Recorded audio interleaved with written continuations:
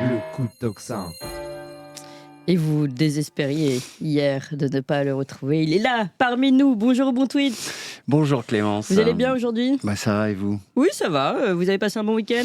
J'ai passé un week-end complotiste, figurez-vous. C'est quoi ça? Qu'est-ce que vous avez fait de beau? Alors, samedi, je suis allé voir Campagnol à la signature de son livre. Ah oui, Compagnol, on l'a reçu l'autre jour, on l'apprécie beaucoup. Je sais, il m'a dit, d'ailleurs, nous sommes en train de devenir indissociables, vous et moi. Dès qu'on sait qui je suis, on me parle tout le temps de vous, en me disant toujours beaucoup de bien de Toxin, de Clémence et aussi de toute l'équipe d'ailleurs.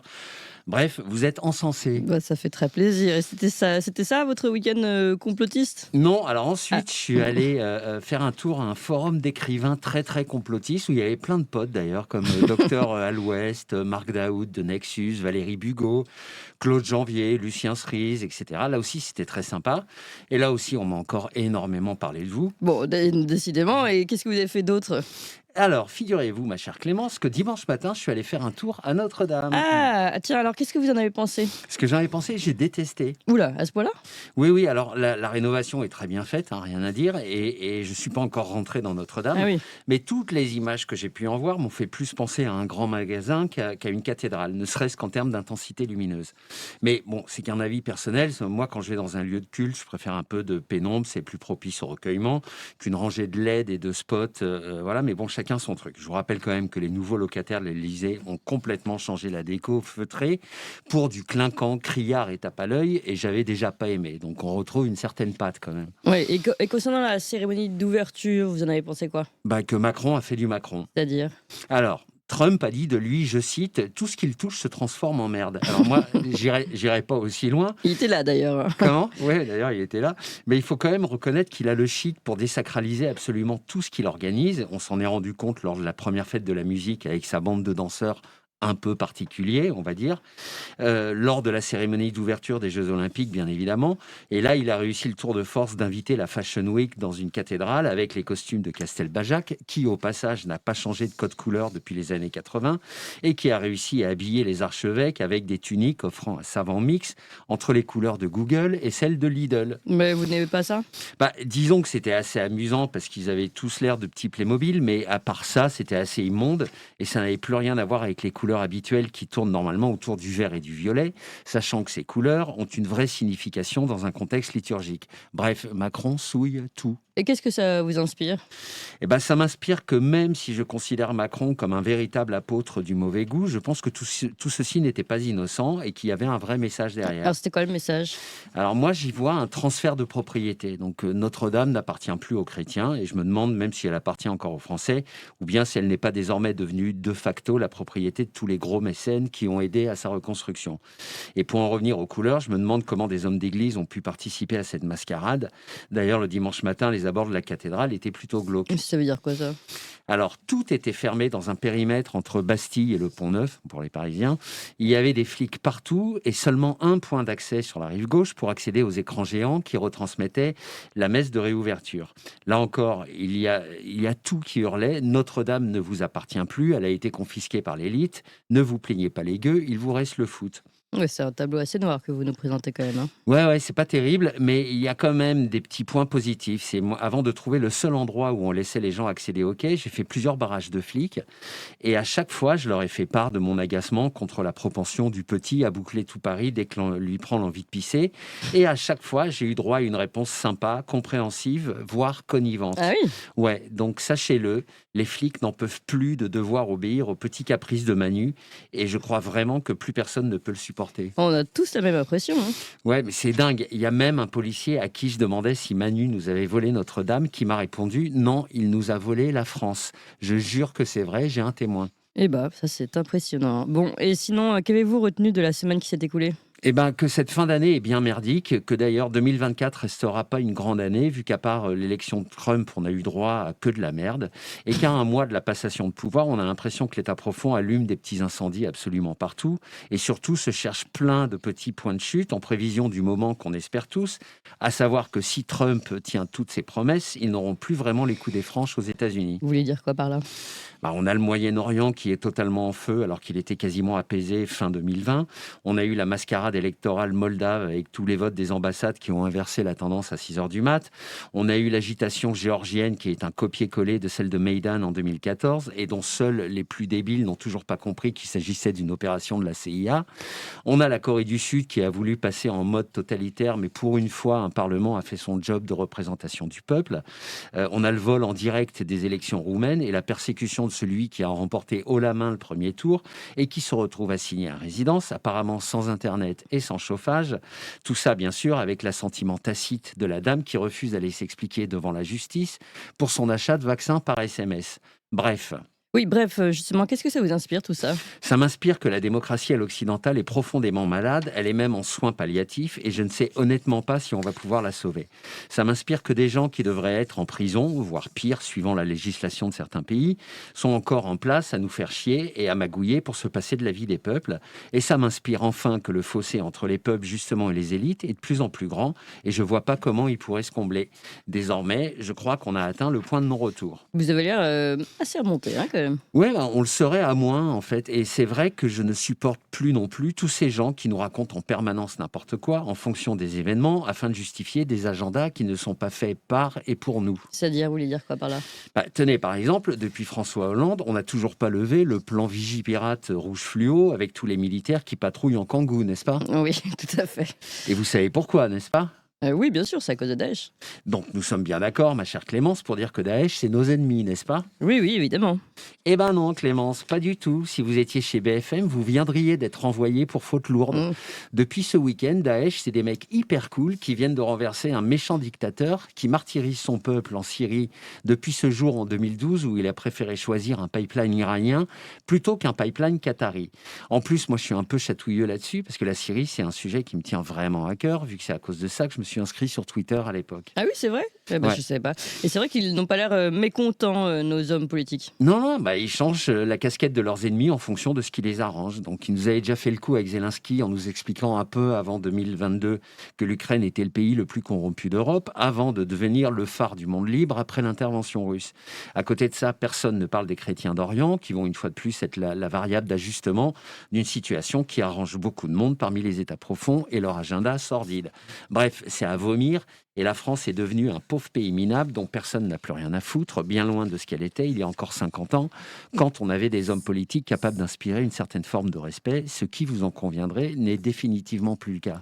Oui, on vous comprend. Et en France, justement, il s'est passé des trucs quand même en France. Alors, vous êtes certaine que vous voulez me lancer là-dessus parce que je risque de dire des choses pas très gentilles. Oh, Mm. puis merde, vous savez quoi? On va dire que cette semaine, c'est une chronique des fouloirs. Voilà, c'est bientôt Noël, j'ai le droit de me lâcher moi aussi.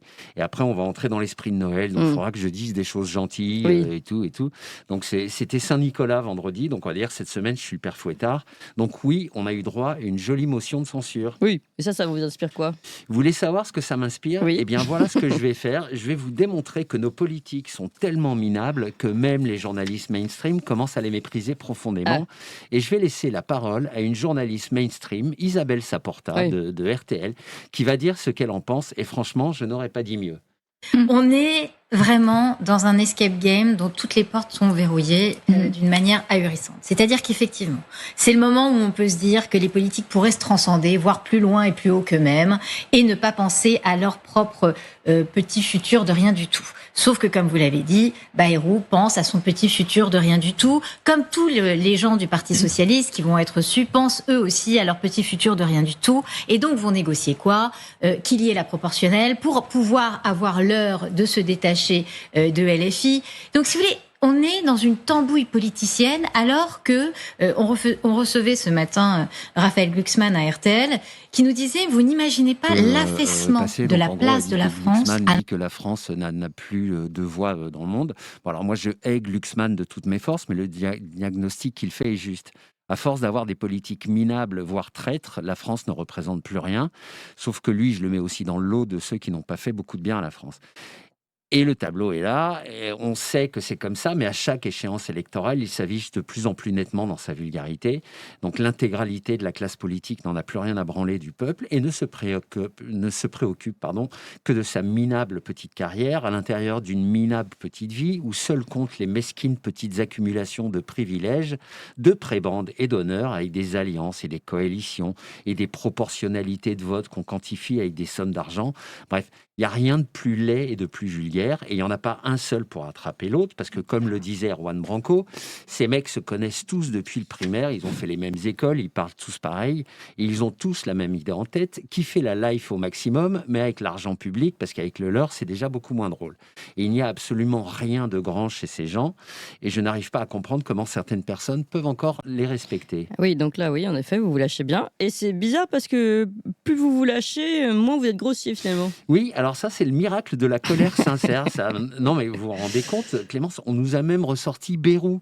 Oui. Alors Oui. lui, c'est très étrange parce que ça fait tellement longtemps qu'il est là que j'ai l'impression que c'est lui qui a créé la politique.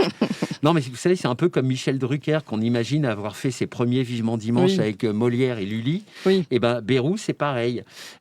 Si on me disait qu'il magouillait déjà pour avoir des postes dans les gouvernements qui duraient une semaine sous la Troisième République, ça m'étonnerait pas plus que ça.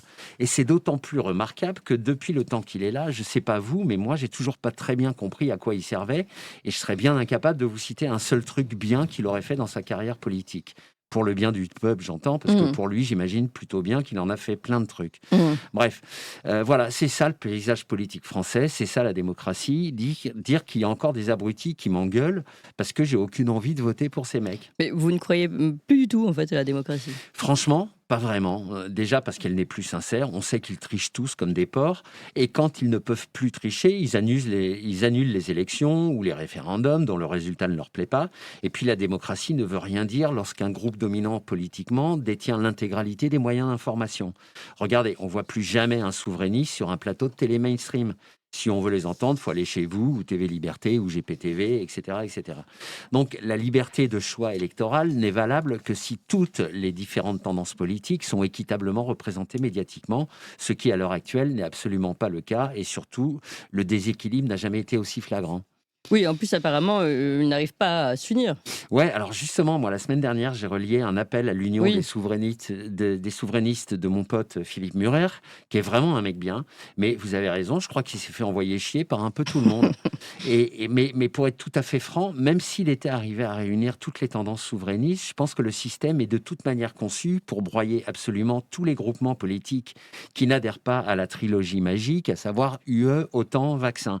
Et pendant ce temps-là, nos ennemis sont en train d'installer leur société idéale. Et c'est quoi cette société idéale selon vous? C'est une société dans laquelle, via la ruse et la tromperie, ils s'arrogent tous les pouvoirs et toutes les richesses en ne nous laissant rien et en nous enlevant progressivement toutes les libertés, tout en nous faisant croire qu'on vit dans un monde libre et démocratique. Tout ça a commencé il y a longtemps et progresse petit à petit à coups d'alibi, vous savez, les crises économiques, les guerres, les menaces climatiques, les pandémies, qui les dédouanent de leurs responsabilités pour éviter que le peuple ne se retourne contre eux. Et on connaît l'objectif final, c'est une société de gens identiques, interchangeables, faisant des tâches subalternes, mangeant la même nourriture, s'injectant les mêmes vaccins, pensant tous la même chose et évoluant dans des périmètres limités. Donc moi, cette société-là, j'en veux pas. C'est sûr que présenté comme ça, nous non plus. Eh bien, moi aussi, figurez-vous, ma chère Clémence, que j'ai envie de la rêver, ma société idéale. Mais avant, il va falloir tout détruire. Et je crois que Juan Branco, justement, est déjà sur le coup pour faire un coup d'État et pour guillotiner plein de gens. Alors, mon cher Juan, tu as toute ma sympathie et tout mon soutien dans cette entreprise et on commence quand tu veux. En revanche, je ne partage pas forcément tous tes points de vue sur la manière de reconstruire cette société une fois qu'on aura tout cramé, comme dirait Léo Dagan dans Kaamelott. Ah bon, mais c'est quoi, elle est comment votre société idéale alors? Eh ben, vous savez quoi, je pense, moi, c'est une erreur de penser reconstruire une société nouvelle en utilisant exactement le même type de pensée que celle qu'on veut changer. Donc, vous savez, faire une nouvelle république, voter, faire des référendums d'initiative citoyenne, etc., etc., c'est utiliser des outils qui ont été conçus pour nous canaliser, justement. On n'arrivera à rien si on ne change pas notre angle de vision. Il faut inventer quelque chose de totalement différent. Essayez de visualiser, par exemple, la vie publique française comme une boîte à chaussures. L'intégralité de ces acteurs est à l'intérieur, les politiques, les médias, les électeurs, le peuple. Tout ce beau monde grouille dans le fond et les pans et le couvercle de la boîte sont tout ce qui a été mis en place pour nous verrouiller et nous maintenir dans cette boîte à chaussures en limitant au maximum ce que j'appellerais notre horizon créatif. D'ailleurs, c'est Einstein qui disait qu'on ne peut pas résoudre un problème avec le même état d'esprit que celui qui l'a créé. Donc moi, ce que je dis, c'est sortons de la boîte à chaussures, changeons notre angle de vision, think out of the box, comme disent nos amis anglais. Donc, réinventons autre chose, mais totalement. C'est-à-dire, vous pouvez développer? Alors, de l'Antiquité jusqu'à aujourd'hui, toutes les sociétés ont fini par être archi-corrompues avant de s'effondrer. Et d'après vous, Clémence, qu'est-ce qui pourrit le système? Qu'est-ce qui rend les hommes politiques insupportables? Bah, vous allez nous le dire. Alors, principalement, l'argent et l'orgueil. Ces gens-là ne bossent que pour ça. Si vous ajoutez à ça le fait que l'écrasante majorité est plutôt médiocre, le cocktail soif d'argent, orgueil démesuré et médiocrité, ça donne quelque chose de très laid, de remarquablement incompétent et d'achetable par à peu près tout le monde. Voilà, ça, c'est le résumé du monde politique français. De la même manière, a-t-on vraiment besoin du peuple pour choisir ses représentants? Je précise que je me mets dans le peuple. Qui dit pouvoir au peuple dit importance démesurée des médias, puisque ce sont eux qui orientent la pensée de 80% des gens. Oui, plus d'hommes politiques et plus de peuple alors. Exactement, Clémence. Et à la place, on installe une sorte de conseil des sages, tiré au sort et composé de gens en fin de carrière, qui ont brillamment mené leur barque, chacun dans son domaine, en combinant esprit visionnaire, comportement vertueux et gestion saine. Ça peut être l'entrepreneur qui a toujours développé sa boîte malgré les tracasseries administratives, l'agriculteur qui sait que les vers de terre fertilisent davantage un sol que les engrais, le médecin qui a appris l'importance des remèdes naturels aussi bien que les molécules chimiques, etc., etc. Tous ces gens-là, dont le savoir est précieux, au lieu de les euthanasier, comme voudrait Attali, on utilise leur expérience et leur sagesse pour s'occuper bénévolement, voire anonymement, des différents secteurs de l'économie. Ils sont au service du pays et pas l'inverse. Ils auront peut-être les honneurs en cas de réussite, mais ce n'est pas l'objectif. L'objectif, c'est de faire du bien au pays en appliquant des savoir-faire acquis tout au long de carrières exemplaires et en étant à l'abri des crapules corruptrices qui pullulent dans les couloirs de nos ministères actuels. Ils passent pas à la télé, ils bossent discrètement et humblement, ils ne cherchent pas à faire carrière puisque c'est déjà fait. Savez-vous, Clémence, que lorsque deux énarques se rencontrent, le premier truc qu'ils échangent, c'est le nom de leur promotion et leur classement de sortie. Le reste, ils s'en foutent. Rien d'autre ne les différencie, puisque ça fait des décennies qu'on apprend les mêmes conneries à l'ENA. Eux, on n'en a pas besoin. Ou alors pour faire le gratte-papier, mais pas pour gérer un pays. Bref, c'est une réflexion embryonnaire, mais je pense qu'il y a matière à faire des développements intéressants à partir de ce début de quelque chose. Bon, en tout cas, c'est intéressant comme société idéale, mais comment vous est venue cette idée en particulier? Alors déjà, elle m'a été soufflée. Vous savez, j'ai dans mon entourage des gens très intelligents et surtout très peu conformistes. Donc c'est une tournure d'esprit aussi importante que l'intelligence. Mais la raison pour laquelle je l'ai faite mienne, cette idée, c'est en repensant, à vous et à vos invités, ma chère Clémence. Tout à fait. Tous les jours, vous recevez des gens. Ce ne sont pas toujours des stars et ils sont même bien souvent anonymes. Et dans une immense majorité des cas, ces gens présentent des caractéristiques communes. Ils sont sincères, ils sont honnêtes, ils ont une très grande connaissance de leur secteur, ils ne sont pas viciés par des conflits d'intérêts, ils raisonnent en termes de bon sens pour provoquer de réelles améliorations. Et dans l'immense majorité des cas, ce qui me touche, c'est que ces personnes cherchent vraiment à mettre leur combat en avant plutôt qu'elles-mêmes. C'est d'eux dont on a besoin pour diriger un pays, pas de gamins qui ont tellement rien fait dans leur vie que le seul truc dont ils sont capables de parler, c'est de leur orientation sexuelle. Vive les vieux sages, Clémence, et j'en ai fini pour aujourd'hui. Eh bien, merci beaucoup pour cette chronique et pour mes invités d'ailleurs au Bon Tweet. À la semaine prochaine. À la semaine prochaine, Clémence.